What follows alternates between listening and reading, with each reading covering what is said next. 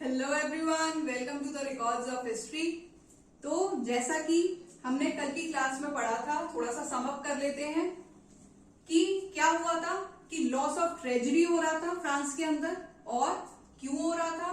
क्योंकि वहां पर 7 इयर्स का वॉर चल रहा था। एक तो इस वजह से लॉस ऑफ ट्रेजरी हुआ, दूसरा क्या रीजन था कि जो वर्साइल पैलेस था उसके क्या थे, रॉयल एक्सपेंडिचर्स थे।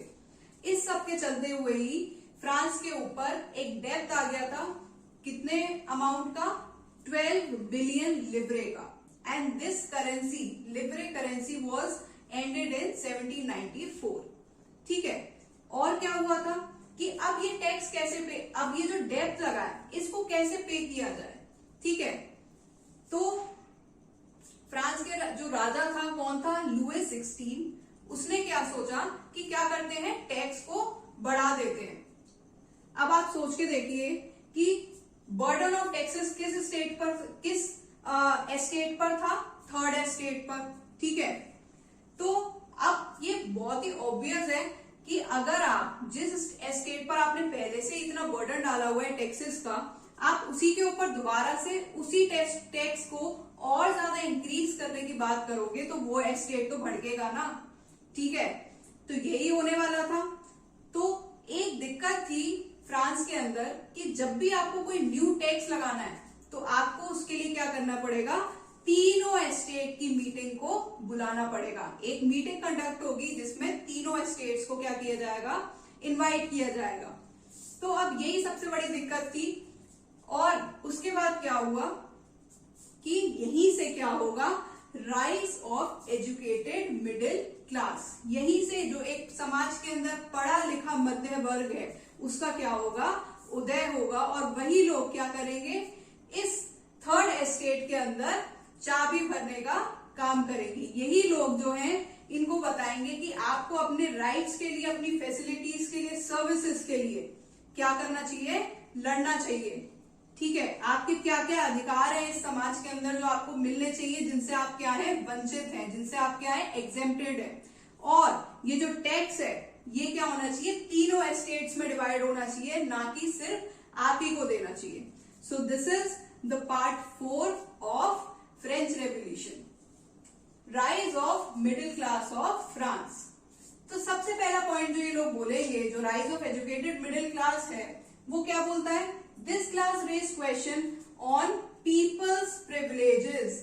किस पर क्वेश्चन कर रहे हैं ये, पीपल प्रिविलेजेस। मतलब जो फर्स्ट और सेकेंड एस्टेट है उनके जितने भी प्रिविलेजेस हैं, जितने भी राइट्स हैं, उस सब पर क्वेश्चन किया मिडिल एजुकेटेड क्लास ने। क्या बोला कि आपके जितने भी प्रिविलेजेस हैं, जो आपके रॉयल एक्सपेंडिचर्स हैं और जितने भी फालतू के खर्चे हैं, आप सबसे पहले तो ये बंद करो। दूसरा, आपने जो burden of taxes third estate पर डाला हुआ है वो आप क्या करो, आप डिवाइड करो अपने अपने में। ठीक है। तीनों एस्टेट्स को क्या देना चाहिए, इक्वल टैक्स देना चाहिए। सिर्फ थर्ड एस्टेट ही टैक्स क्यों देगा? ये सब बातें किसे बोली जा रही है, थर्ड एस्टेट को बोली जा रही है by the educated middle class. ठीक है। जिससे कि वो लोग क्या कर पाए, समझ पाए कि एक्चुअल में सोसाइटी में चल क्या रहा है और उनके साथ कितना ज्यादा गलत हो रहा है। सेकेंडली, उन्होंने किस पर बात की, बर्थ राइट पर। ठीक है। राजा क्या है, राजा अपने आप को क्या मानने लगा था कि मैं तो क्या हूं, यहाँ पर भगवान हूं और मेरे से ऊपर यहाँ पर कोई नहीं है। तो जैसा मैं बोलूंगा वैसा क्या करेगी, प्रजा मेरी करेगी। लेकिन एक्चुअल में जो एजुकेटेड मिडिल क्लास आया, उनने साफ बोला कि बर्थ राइट जैसे, डिवाइन राइट जैसे कोई राइट्स होते ही नहीं है। ठीक है। सेकेंडली क्या बोलेंगे, they talk about participation in administration. अब ये क्या बोल रहे हैं कि हमें क्या मिलना चाहिए, पार्टिसिपेशन चाहिए, किसमें, एडमिनिस्ट्रेशन के अंदर। क्योंकि क्या है कि ये लोग क्या है, पढ़े लिखे लोग हैं। ठीक है। और इन्हें नौकरियां मिल नहीं रही है, तो अब ये किस चीज की डिमांड कर रहे हैं, पार्टिसिपेशन की। सेकेंडली ये क्या बोल रहे हैं, and which should be advocated on the basis of merit.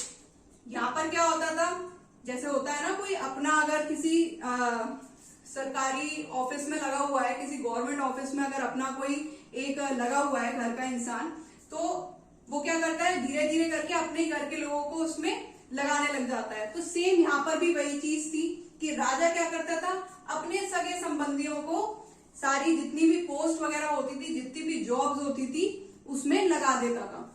तो अब ये जो पढ़े लिखे लोग हैं वो क्या कह रहे हैं कि बजाय अपने सगे संबंधियों को जॉब्स देने के बजाय आपको क्या करना चाहिए कि आप मेरिट निकालो, ठीक है, आप काबिलियत देखो इंसान की, आप कैपेबिलिटी देखो, एबिलिटीज देखो, उसके बेसिस पर जॉब दो बजाय अपने सगे संबंधियों को लगाने के। और फिर ये 3 चीजों की बात करते हैं, which is freedom, equality and opportunities. तो ये कुछ पॉइंट्स थे जो कि पढ़े लिखे मध्य वर्ग ने किसको समझाए, थर्ड एस्टेट को। तो थर्ड एस्टेट ने सोचा फिर कि बात तो सही है, कुछ गलत तो नहीं कहा इन लोगों ने, कह तो ये बिल्कुल सही रहे हैं, हमें बिल्कुल सोचना चाहिए इसके बारे में, ठीक है। तो इसी सब के चलते हुए 3 ऐसे फिलोसोफर्स आएंगे यहाँ पर जो कि अपनी अपनी एक, जिनने क्या की है, बुक रिलीज की है और जिसके अंदर इन लोगों ने इस चीज को लेकर क्या दिए, अपने थॉट्स दिए। और उन तीनों ही फिलोसोफर्स के ऊपर और उनकी बुक्स के ऊपर आपके एग्जाम्स में क्वेश्चंस आज तक बनते आए हैं और आगे भी बनेंगे।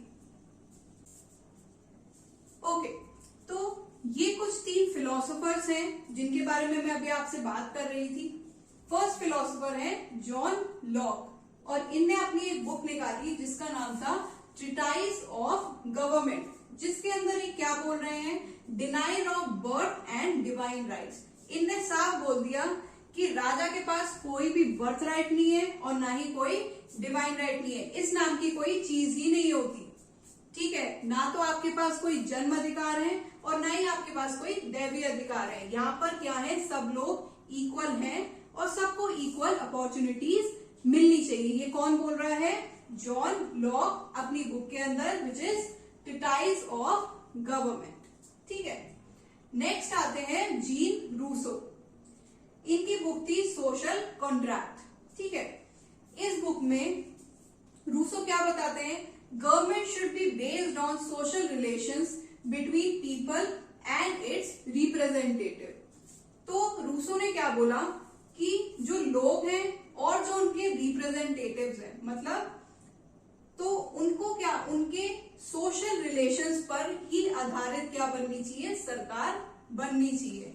लोग और उनके जो रिप्रेजेंटेटिव्स हैं उन्हीं के सोशल रिलेशंस पे क्या बननी चाहिए, सरकार का फॉर्मेशन होना चाहिए, गवर्नमेंट का फॉर्मेशन होना चाहिए, ठीक है।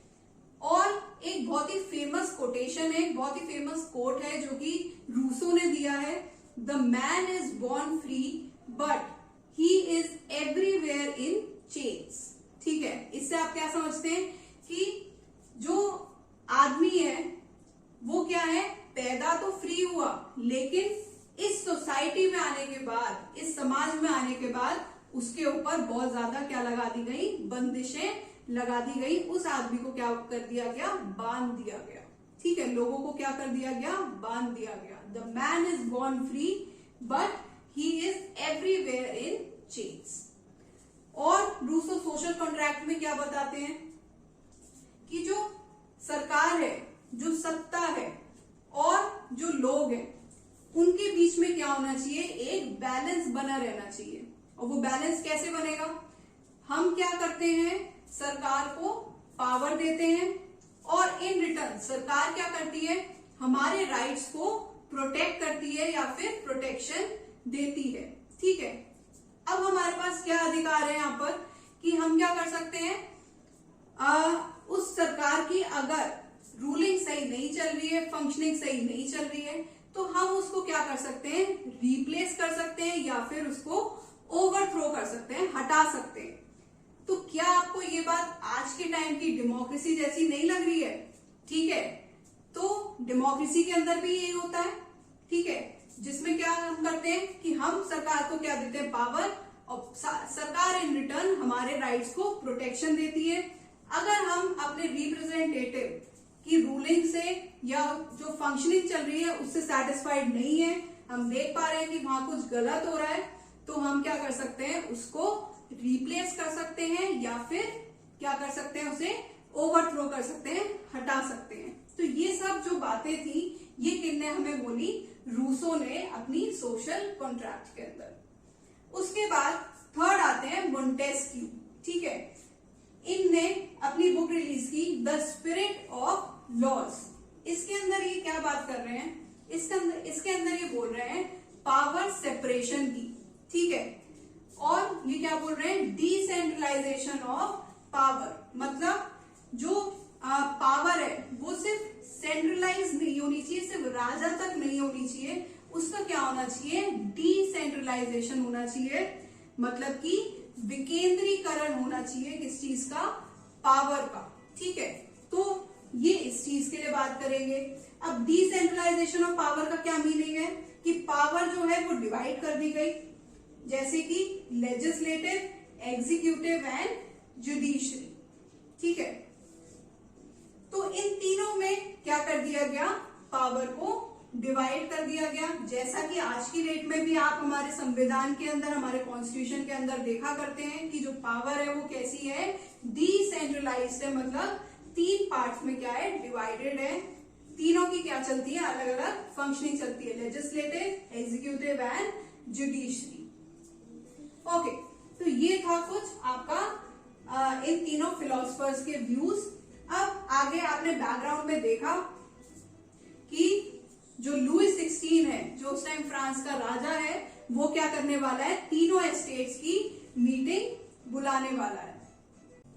Okay, so meeting of estate generals. जैसा कि मैंने आपको बताया कि फ्रांस के अंदर जब भी कोई न्यू टैक्स को लगाना है, न्यू कर को लगाना है, तो फ्रांस को क्या करना पड़ता था? मीटिंग बुलानी पड़ती थी, जिसके अंदर तीनों एस्टेट्स को क्या किया जाता था? बुलाया जाता था, इनवाइट किया जाता था।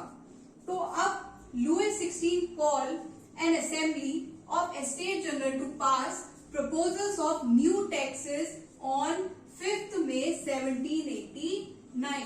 तो ये जो मीटिंग है ये किस दिन बुलाई गई? 5 मई 1789 को। क्यों? Because the rights of making new taxes was not under king but on estate generals। जैसा कि मैंने आप लोगों को पहले ही बताया कि जो राइट थे मेकिंग ऑफ न्यू टैक्सेस, कोई भी नया कर लगाने के लिए किसके पास राइट्स थे? एस्टेट जनरल्स के पास, बजाय किंग के। ठीक है, अब ऐसी ही एक मीटिंग जो लास्ट टाइम बुलाई गई थी, वो कब बुलाई गई? The same meeting was called last time in 1614। अभी जो मीटिंग बुलाई गई दैट वाज ऑन 1789, और जो लास्ट मीटिंग, इससे पहले जो मीटिंग बुलाई गई थी वो कब बुलाई गई? 1614 में। आप इमेजिन कर सकते हैं कि फ्रांस जो था वो उस टाइम किस दौर से गुजर रहा होगा, कितनी बुरी हालत थी फ्रांस की, कि 1780 की 1614 में जो है इससे पहले नए टैक्सेस को लगाया गया था, और मोर देन 150 इयर्स के बाद या फिर उससे भी ज्यादा के बाद जो है क्या करे जा रहे हैं? 1789 में नए करों को लगाया जा रहा है। मतलब न्यू टैक्सेस को क्या किया जा रहा है? लगाया जाने की बात हो रही है। अब यहाँ पर जो वो थी थर्ड एस्टेट, वो किसके बारे में बात कर रहा है? वो बात कर रहा है इक्वालिटी के लिए। ठीक है, कि समानता चाहिए हमें। अब जो थर्ड एस्टेट है वो क्या बोल रहा है? हमें क्या चाहिए? 1 person is equal to 1 vote. ठीक है, थर्ड एस्टेट जो है वो क्या बोल रहा है आपका? कि हमें क्या चाहिए? 1 person 1 वोट। अब आप देख सकते हैं ऐसा ही हमारी डेमोक्रेसी में भी होता है। तो इसी टाइम से अराउंड 18th सेंचुरी के आते आते क्या है, डेमोक्रेसी की बात उस टाइम से स्टार्ट होने लग गई थी। 1 person is equal to 1 vote. लेकिन अब इस मीटिंग के अंदर जो है तीनों एस्टेट्स को बुलाया गया। तो फर्स्ट एस्टेट भी आया, सेकंड भी आया और थर्ड एस्टेट भी आया। ठीक है, अब यहां पर जो सिस्टम चलता था वो क्या चलता था कि 300 लोग इनके थे और 300 ही इनके थे, और ये क्या थे? 600 थे। ठीक है, ऐसे आपको देख के लग रहा हो कि थर्ड एस्टेट ज्यादा पावरफुल है, लेकिन ऐसा एक्चुअल में नहीं था। यहाँ क्या होता था कि कहना था फर्स्ट और सेकेंड स्टेट का कि वन स्टेट वन वोट, मतलब एक वोट इनका और एक ही वोट इनका, ये होता था फर्स्ट और सेकेंड स्टेट का, ठीक है। लेकिन यहीं पर जो थर्ड स्टेट था उसने बोला कि नहीं ये गलत है, अब ऐसा नहीं चलेगा, हमें क्या चाहिए, हमें चाहिए वन पर्सन वन वोट, मतलब अगर हमारे 600 लोग हैं तो हमारे कितने वोट हो गए, 600 वोट, इनके हो गए 300 और इनके हो गए 300, ठीक है। ये दोनों क्या थे, ये दोनों बहुत चालू थे, ये दोनों क्या होते थे, मिल जाते थे एक दूसरे के साथ, ठीक है।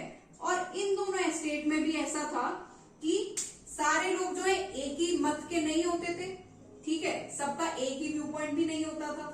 लेकिन यहाँ पर जो थर्ड स्टेट था उसने क्या बोल दिया कि नहीं अब से क्या होगा, वन पर्सन वन वोट, ठीक है। तो इनका क्या हो जाएगा, यहाँ पर मेजोरिटी हो जाएगी और ये क्या है, जीत जाएंगे, इनका दबदबा हो जाएगा अगर ऐसा हो गया तो ये बात कहीं ना कहीं लुई 16 को समझ में आ गई थी।